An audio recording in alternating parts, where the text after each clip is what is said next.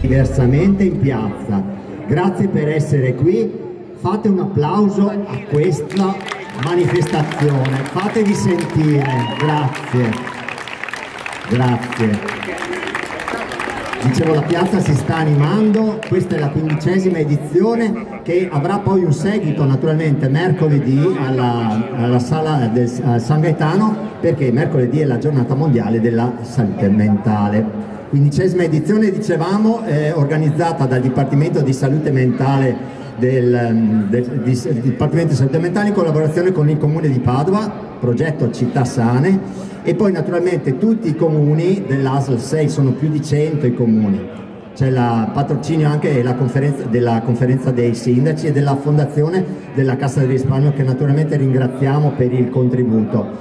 Questo è un progetto che va avanti con grande energia e con grande determinazione per sconfiggere lo stigma nei confronti della malattia mentale, quindi il pregiudizio, la difficoltà di accettare comunque le difficoltà delle persone che possono essere vicine a noi o possono comunque anche essere più distanti, però comunque fanno parte della nostra quotidianità, della nostra vita. Responsabile di questo progetto è la dottoressa Ida Bertin, alla quale chiedo naturalmente dati più tecnici e specifici rispetto a questo progetto, come è nato e come sta procedendo.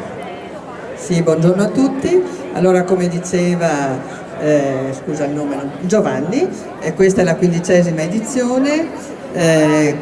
Diciamo che il progetto è evoluto negli anni con sempre più manifestazioni e sempre più progetti a favore appunto della popolazione, degli utenti del nostro territorio. In particolare questa manifestazione ha lo scopo principale di lottare contro lo stigma che sempre investe chi soffre di malattie della salute mentale in generale. Stigma che spesso è anche interno, cioè anche chi le vive fa spesso fatica ad affrontare come potersi fare aiutare, come chiedere aiuto, proprio perché sono malattie che coinvolgono molto l'area personale, l'area intima, stigma che poi coinvolge anche gli esterni, gli estranei alla salute mentale, perché spesso si ha una visione di queste malattie come di malattie estranee, diverse, collegate spesso anche a fattori di tipo con disturbi del comportamento. Gli atti di violenza vengono spesso attribuiti agli utenti della salute mentale, quando è importante conoscere e sapere che in realtà la percentuale di persone coinvolte in atti di violenza a vario titolo non è assolutamente superiore nelle persone che soffrono di disturbi mentali, anzi molto spesso ne sono addirittura vittime.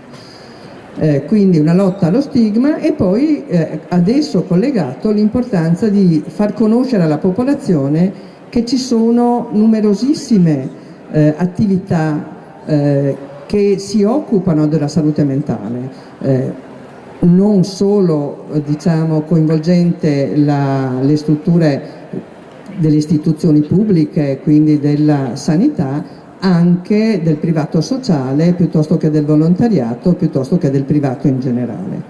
In particolare però credo che sia un fiore all'occhiello anche per la nostra azienda un Dipartimento di Salute Mentale che ha al suo interno delle attività veramente variegate, veramente coinvolgenti molti operatori, molti tecnici, che noi cerchiamo anche di formare affinché siano preparati per affrontare questo difficile compito, e parte dei quali li vedete di spiegarsi qui nei vari gazebo, ma ce ne sono sicuramente molti altri, e quindi per far conoscere alla popolazione che ci si può curare di queste malattie, si possono affrontare, molte anche possono guarire. Non tutte possono guarire, però noi cerchiamo di garantire comunque una qualità della vita e un inserimento sociale che sia il più possibile di una buona qualità di vita, anche per quelle forme che magari gli chiedono più tempo per essere affrontate. A Mario Degli Stefani, che è il coordinatore di questo progetto e che adesso ci racconterà un po' più nel dettaglio che cosa ci presenta questa giornata.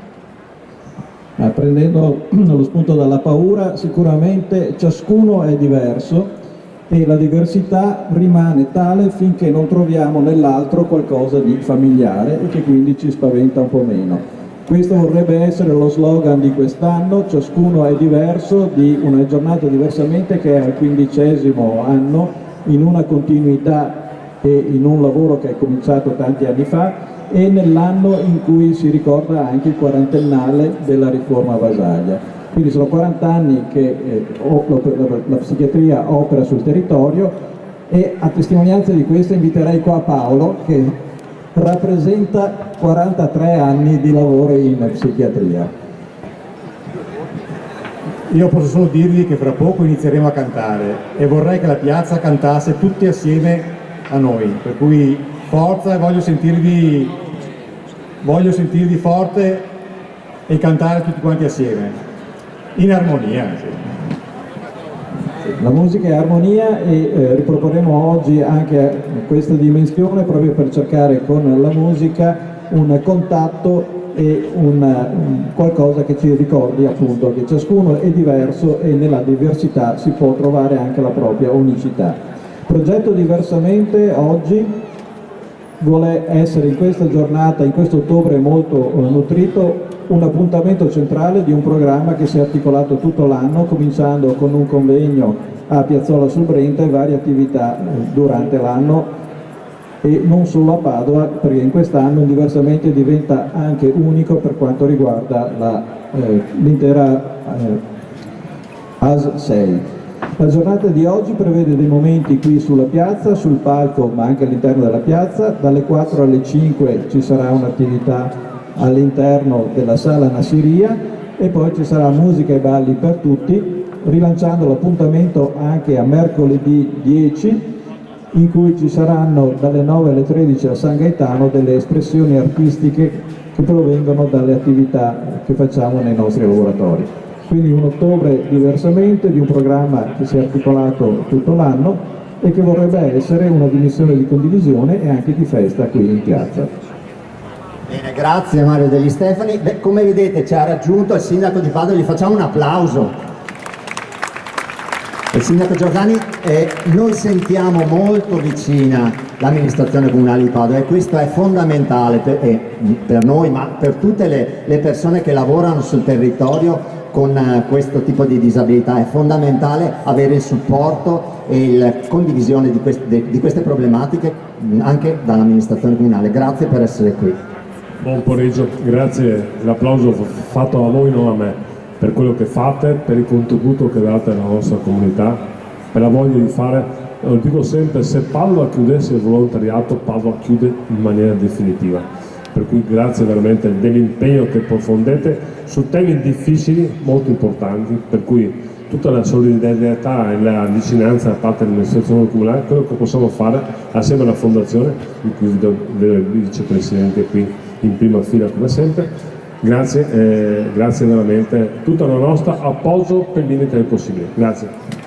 Grazie, è importantissimo avere il supporto e l'appoggio naturalmente da parte dell'amministrazione comunale. Allora, siamo in attesa del direttore generale che sta arrivando. Nel frattempo vi porto i saluti della direzione. Sono Daniela Carraro, direttore dei servizi sociosanitari dell'ULSS Euganea. Per noi Diversamente è una manifestazione centrale anche della programmazione dei servizi. Oggi avete modo di incontrarli, se vi interessa sapere di più tramite il sito di operatori presenti potete avere informazioni. Io vi ringrazio di questa bella manifestazione che ci fa ricordare che non c'è salute se non c'è salute mentale.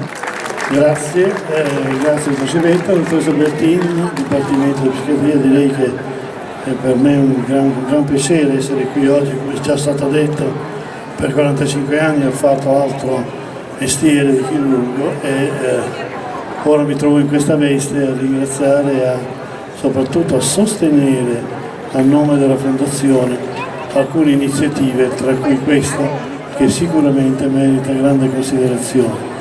La Fondazione è sempre stata vicina sia alle attività dell'ULSS, sia alle attività tutte quelle attività che richiedono un intervento laddove di sussidiarietà, laddove le istituzioni purtroppo non possono rispondere a tutte le necessità. Sul fronte delle malattie mentali c'è nel prossimo programma triennale un capitolo dedicato alla protezione per la protezione delle persone fragili e quindi un intervento previsto dalla Fondazione sia sul piano organizzativo per creare una rete di intervento degli addetti per la malattia mentale come per altro, sia per quanto riguarda il sostegno alle famiglie e alle persone che purtroppo spesso non possono rispondere alle necessità che la patologia considera. In ultimo, questo è un aspetto che è fondamentale di cui parlavo prima con esponenti del Dipartimento di Psichiatria, c'è l'impegno a condurre degli studi di prevenzione, più che prevenzione primaria, di prevenzione secondaria anche per le malattie mentali. Forse qui abbiamo un ritardo rispetto ad altro che è stato fatto per l'oncologia, per le malattie cardiovascolari. Sulle malattie mentali c'è un ritardo per questo aspetto. Bene, la Fondazione pensa di investire anche su questo e basta collegarsi con via internet al nostro sito, perché ci sono dei bandi che cominciano ad uscire. In ultimo, cosa dire? La Fondazione si aspetta delle proposte valide che possano aiutare tutte le istituzioni per l'attività del territorio, ma ecco che sia chiaro, l'orientamento della Fondazione non è quello di fare il bancomat, ma di privilegiare quei progetti che siano validi, ma di cui alla fine, valutata con parametri oggettivi, si possa dire sono stati soldi ben spesi. Grazie ancora e buon lavoro. Grazie. Cominciate col fare ciò che è necessario, poi ciò che è possibile e all'improvviso vi sorprenderete a fare l'impossibile. Grazie a tutti, appuntamento all'anno prossimo, buona serata e il 10 ottobre naturalmente a San Gaetano. Grazie, buonanotte.